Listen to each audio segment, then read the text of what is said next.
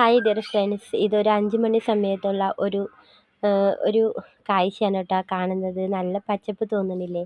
അപ്പം ഞാൻ ദേ വർക്കിന് പോയി വന്നതേ ഉള്ളൂ. മുറ്റമൊന്നും അടിച്ചിട്ടില്ല കേട്ടോ. അപ്പം നമുക്ക് റൂമിലേക്കൊന്ന് കയറിയാലോ? ഇതാണ് നമ്മുടെ തയ്യൽ മെഷീൻ കേട്ടോ. തയ്യൽ മെഷീൻ്റെ പൊക്കത്ത് കുറേ തുണികളൊക്കെ വെച്ചിട്ടുണ്ട്. പിന്നെ ദേ വാട്ടർ ബോട്ടിൽ വെച്ചിട്ടുണ്ട്. ഇന്ന് കാലത്ത് നല്ല വൈകിയാണ് കേട്ടോ ഞാൻ എഴുന്നേറ്റത്. 3 മണിക്ക് എഴുന്നേറ്റിട്ട് പിന്നെ എഴുന്നേറ്റത് 5:30 6 മണിയാകാറായി. പിന്നെ ചോറും കറിയൊക്കെ വെക്കുന്ന തിരക്കായിരുന്നു കേട്ടോ.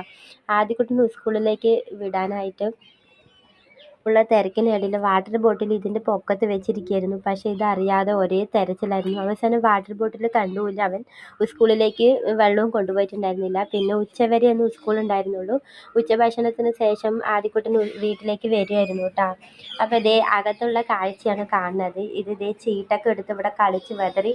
ആദ്യക്കുട്ടൻ്റെ കളിപ്പാട്ടങ്ങളും പിന്നെ ബുക്കും പേപ്പറുകളൊക്കെയാണ് കേട്ടോ ഈ കിടക്കുന്നത്. ഇനി ഇതൊക്കെ ഒന്ന് അടിച്ച് വൃത്തിയാക്കണം. അപ്പം ഞാൻ ഇന്ന്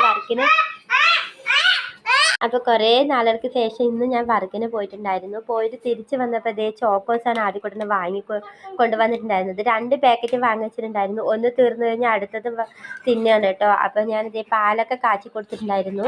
അപ്പോൾ ഇന്ന് നമ്മുടെ വീട്ടിലേക്ക് ഒരു കുട്ടി വിൽപ്പനയ്ക്കായിട്ട് വന്നിട്ടുണ്ട് കേട്ടോ. അപ്പോൾ ഞാനിതേ പാത്രം കഴുകുന്ന ലിക്വിഡ് വാങ്ങിച്ചിട്ടുണ്ടായിരുന്നു. ആദ്യക്കുട്ടനാണെങ്കിൽ ആ കൊച്ചിൻ്റെ കൂടെ കുറേ നേരം കളിയൊക്കെയായിരുന്നു കേട്ടോ. ആ കൊച്ച് ഇവൻ്റെ കൂടെ കളിച്ച് ഇത്തിരി നേരം ഒരു 10 മിനിറ്റ് നിന്നതിന് ശേഷമാണ് അവൾ തിരിച്ചു പോയിട്ടുണ്ടായിരുന്നത്. അപ്പോൾ വീട്ടിൽ വന്നതല്ലേ എന്ന് കരുതി ഞാൻ എന്തെങ്കിലും വാങ്ങിക്കണ്ടേന്ന് കരുതിയിട്ട് ഈ ഒരു ലിക്വിഡാണ് കേട്ടോ ഞാൻ വാങ്ങിച്ചിട്ടുണ്ടായിരുന്നത്. ഇത് പിന്നെ നമ്മുടെ വീട്ടുമുറ്റത്ത് ഉണ്ടായിരുന്ന ഒരു പീച്ചിങ്ങയാണ്. അച്ഛൻ വാങ്ങി തന്നതാണ് കേട്ടോ. മുളക് പൊടിയൊക്കെ തീർന്നത് കാരണം ഇന്ന് ഞാൻ കറി വെച്ചില്ല. ഇനിയിപ്പം മുളക് പൊടിയൊക്കെ വാങ്ങിക്കൊണ്ട് വന്നിട്ട് വേണം ഇന്ന് കറി വെക്കാൻ കേട്ടോ. പാചകവാതകത്തിൻ്റെയൊക്കെ വില കൂടിയത് കൊണ്ട് തന്നെ ഇന്ന് നമ്മുടെ ഗ്യാസ് തീർന്നിട്ട് 1-2 ആഴ്ചയായി. അടുത്ത ദിവസം ബുക്ക് ചെയ്യണം. 10-20 ദിവസം കഴിഞ്ഞല്ലേ ഗ്യാസ് കിട്ടുള്ളൂ എന്നാണ് പറഞ്ഞിരിക്കുന്നത്. വിറകിൻ്റെ കാര്യമാണെങ്കിൽ ആകെ ഇവിടെ ഒരു ശോചനീയമായ ഒരു അവസ്ഥയാണ്. ഇതാണ് കേട്ടോ നമ്മുടെ വിറക് എന്ന് പറയുന്നത്. കുറേ ഓലയൊക്കെ പെറുക്കിയെടുത്ത് കൊണ്ടുവന്നിരിക്കുകയാണ്. 2 ദിവസം കഴിഞ്ഞിട്ട് കുറച്ച് വിറക് വാങ്ങിക്കണം.